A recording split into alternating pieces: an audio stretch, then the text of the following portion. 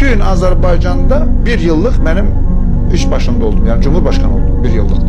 Bir yıllıkta aktarsınlar benim ekibimden ben tayin ettiğim insanlardan 1 manat, 1 lira tapsınlar ki devletin malını yediler.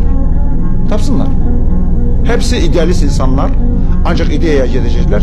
Hakimiyette oldular bir yıl. Hakimiyette olan insanların birisi memleketten ölçüden ev almadılar. Hepsi aspirantların, alimlerin evinde kalıyor. Yatakxanalar diyoruz biz. Yani alimler evi. Orada bir oda 4 uşağıyla yaşıyordu. Hemen adam başbakan oldu. Şimdi de orada yaşıyor. Başka birisi diyelim de Ali Mesut mesela diyelim. Ya mesela diye bizim Dışişleri Bakanımız vardı. Tovik Kasımov. Bu adam dışa gelirdi, parası yoktu. Borç alırdı birinden, bir arkadaşından. Gedirdi gelirdi, hesabat verirdi, sonra devlet onun parasını tapıp verirdi. Paramız yoktu ya. Hepsini edirdik ki devletin bütçesine para yığırdık. 6 ayın içerisinde devletin bütçesine 200 milyon dolar yığdık.